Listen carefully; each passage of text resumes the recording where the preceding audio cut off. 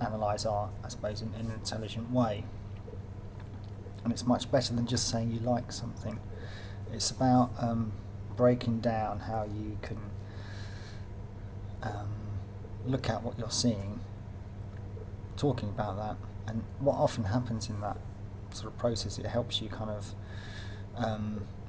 I don't know, advance your work more quickly, if that's the good way. You know, you tend to progress faster because you kind of understand more what's going on within your own work.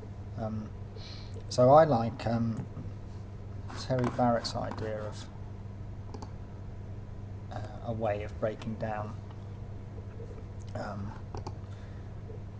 talking about art. He says that you know, it's describing, you know, it's very important to kind of, you know, describe what's there, and then that's the thing that you can interpret, and then you can sort of evaluate that, saying, is that any good? Evaluate is like the judgment, and then you can kind of compare that. And I think that's what this short lecture series is about. It's about looking at these four kind of, I don't know, categories, I suppose, or sections, and getting you to kind of look at them specifically, writing short essay tasks of about 100, 200 words. So they don't have to be, you know, much longer than that, really. And then they're all combined together in an essay, and that's accompanied with this kind of visual booklet. So it's a good idea to kind of keep questions in mind like this that might help you understand. So the description is kind of, as I said, about seeing what's there, and then thinking about that in relation to what it might mean, or what the artist might think it means, or how you interpret that, you know, the meaning of that. It's kind of open. A lot of artwork is open to interpretation.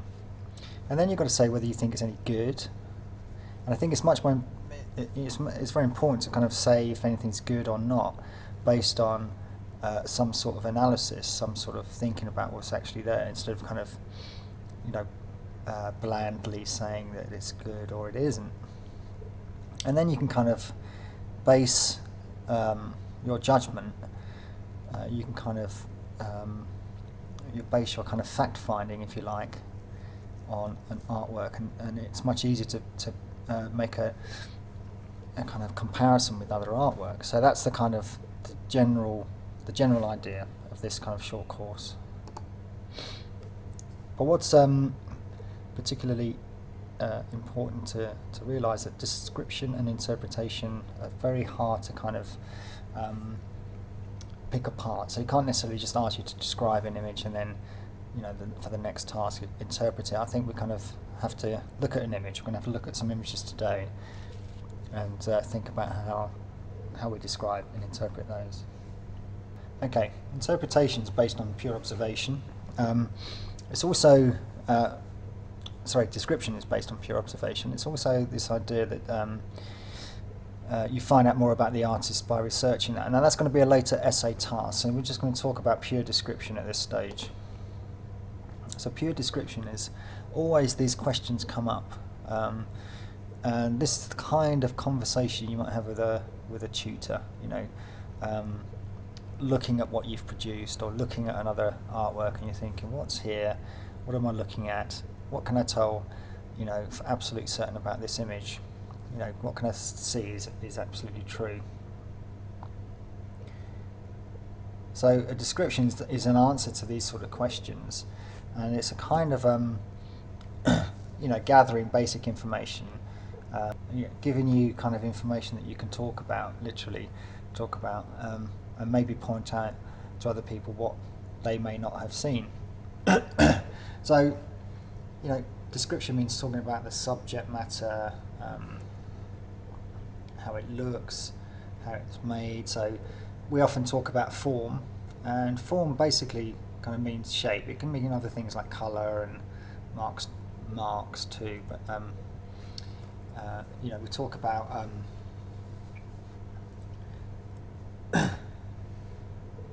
things that people can look at in an artwork and kind of check for themselves. So they can look at something and say it's made with, you know, it's made with paint or it's made of wood.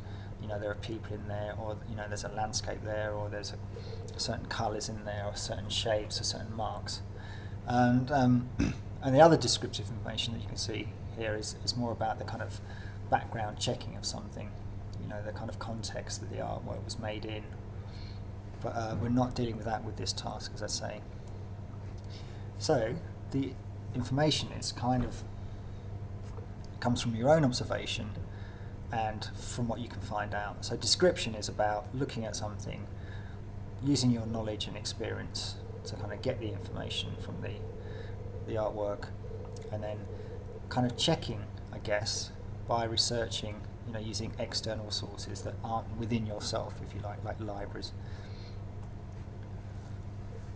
So try not to judge. Take time to look first. Description's a good way of getting to know a piece of work. It's a way of getting crucial information that helps you understand and appreciate an image. And when you're describing images, everything matters. So, to try and understand an image, you just have to try and look at every part of an image and try and work out what was intended with that image. When you're describing subject matter, the subject's often in themes, and themes are open to interpretation. I think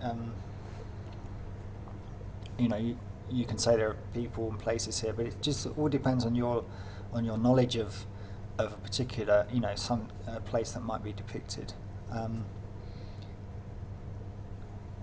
So when you're describing, it's about being very straightforward and just naming what you see and what you think is going on and what's happening. It could be just people talking or sitting.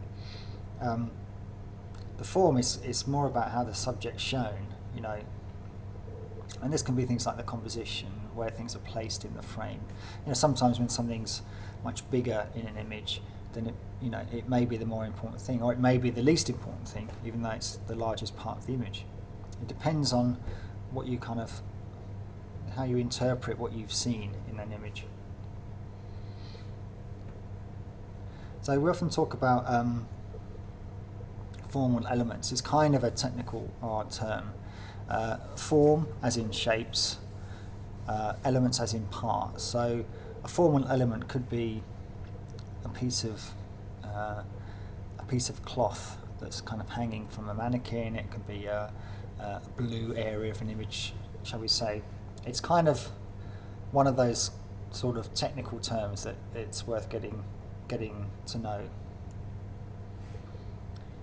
So it's mediums are also very important. They kind of affect meaning, and when you're interpreting images, describing the objects is a very useful point to kind of think about when you're starting to kind of talk about an artwork. So things like what's it made of, what kind of mediums did they use, and so when you look at this, what mediums did Rauschenberg use in these Combine paintings, and why did he use those? Now these were made in the late 50s, early 60s. What do you think his motivation was to use those mediums?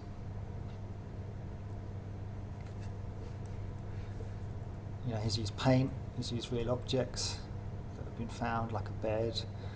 There's wood. It's been used for something else. So there's stuff that he's found lying around. There's a stuffed goat. There's a tyre. So with interpreting images, relationship between description and interpretation is circular. They kind of go hand in hand. As you look at an image, you move from part to whole, from whole to part. The whole thing makes sense in terms of its parts. So this is an image by Rauschenberg from 1963 called Estate. Interpret an image is to make sense of it. It's a mistake to interpret without giving enough time to an image. to interpret it is to see it as representing something. So, like in the classical kind of portrait, it would be representing a person. It could be a response to something. Say something's made an artist or designer kind of upset about something, and they want to kind of see if they can kind of make an artwork about that, or it could be about expressing someone's opinion about the world, expressing something, or it could be about something, say like a novel is about a particular subject. It could also belong to a certain tradition. This is an idea that people might work with ideas that have been around for a long time. So people might work with the idea of landscape, or with the still life, or they might work with the idea of sequences. So there's a kind of sense that people are kind of picking up on other people's ideas from the past, but making them new, pushing them forward, playing around with them. So to interpret something is to make meaningful connections between all the separate bits of an image, the separate elements of an image. So to interpret something is to tell the point, see what an image means, or what kind of sense do you get from the image? What do you sense about it? What do I mean by sense? I guess sense means that you might be trying to say something about a lot of different things, but you get the sense that they're saying something, particularly as Rauschenberg, about the city. The tone. Now, is the tone very, it could be very light, it could be very dark, it could be very kind of in your face. And the mood of an image. What kind of atmosphere does an image give? Is it busy? Is it quiet? Is it gentle? Is it aggressive? Is it angry? And all images, if you can think of them as metaphors that need to be worked out, need to be understood. A metaphor, the term in the dictionary is an implied comparison between unlike comparison. So it's about making connections between things that are very different, and deciding why the artist did that. What point do you think the artist was making when he put, or she put that with that, or this over there, or decides to make things a certain sort of way. So visual metaphor. So that's the thing that's really difficult to get your head around with art, I think, is that a lot of what you're looking at is kind of there's a lot of stuff in images that's kind of showing you something, but also suggesting something. So you may be a certain, say for instance, an architect clads a building in a certain kind of ceramic tile. It's a solid object, but he may have been thinking about how, or she may have been thinking about how that kind of reflects the light. Like it looks like it's makes the side of the building look like it's made of water or something. Or it's not a great example, but I'll try and kind of say a bit more about it. So if you just to see something as, it's very important. If you miss the metaphor, you miss the bit to be figured out, and that's the difficult thing about analysing, interpreting art. You just see what's there, and you kind of miss the point. So you might look at a mess of something, and you might not think that mess is representing. When I say mess, it's kind of something very. Let's say they're very rough marks that are made with a kind of a rough tool as opposed to a brush or a pencil. If you just say that's a kind of messy painting and don't think about it any further, you're kind of missing the point of what the artist was trying to do with that painting. So with this Rauschenberg estate image, there's a kind of grid of images on the right hand side of varying sizes. And the most visible shapes are rectangles. You can see that on the right hand side. They're contrasted against areas of freely brushed painting, kind of on the left hand side towards the left there. And there's a real variety of different scenes. Some of the images lean over at really dynamic angles, and some of them are kind of copied several times. This isn't a great reproduction, apologies for that, but sometimes overlapping, the images are overlapping or they're overlaid, they're laid, there's kind of a sense of layering going on there. There's a signpost that dominates the top of the painting, just here. It's telling us to go in two different ways, and there's the stop sign there as well, and there's an air raid shelter sign that points in yet another direction. There's an everyday modern building which is next to a decorative corner of a 19th century building, so this is kind of this area here, I suppose, which is more kind of complicated, more sort of ornate. You can see the kind of extra bits there, whereas this building here is kind of flat and more modern. So he's kind of put these two different things together very close to each other. Another contrast is between the architecture and the Sistine Chapel. So you've got the architecture here, and this image here is a kind of taken from the Sistine Chapel, which is a famous chapel in Rome, part of the Vatican, that was has been decorated by Michelangelo. And it just seems to be like a jumble of bodies that are in there. There's also printed an image of a clock over the top of it. And there's lots of images of buildings in Estate. A lot of them are from one image, kind of silk screen in different crops and different combinations. There's also an image of the elevated highway that was built between 1953 and 1958 in the area that this image was made. And at the bottom of the painting there are 3 water glasses. There are also kind of 3 birds on the left hand side here.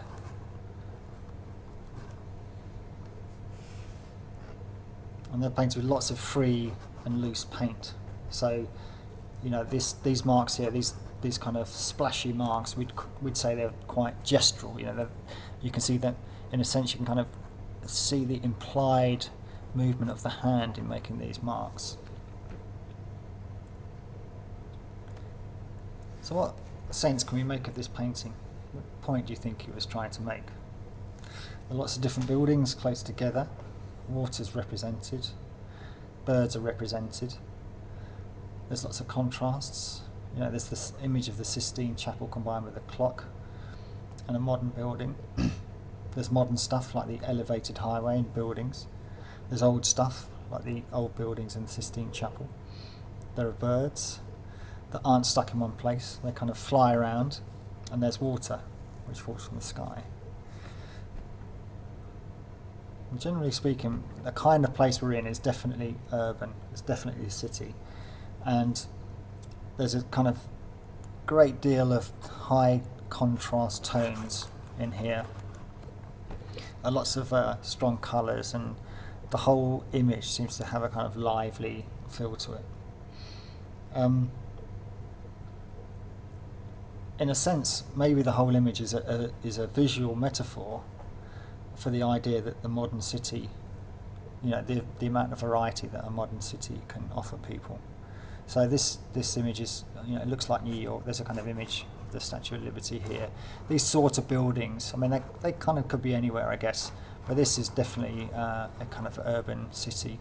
So when you see these kind of buildings sort of sticking up like this, it kind of makes you think of the tall buildings that they have in parts of American big cities, particularly if it's got an image of The Statue of Liberty is probably New York.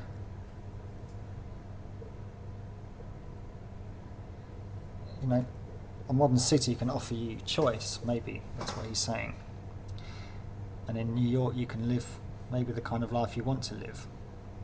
New York is based on lots of different neighbourhoods, and they all have their distinct kind of character, so you have these kind of different things all kind of, you know, sort of jammed in together. So you could say about this image that you know, the artist is trying to represent, you know, this is quite a new thing, I guess, 1963, but the artist is trying to represent you know, what the city can offer you, or what the city means to him.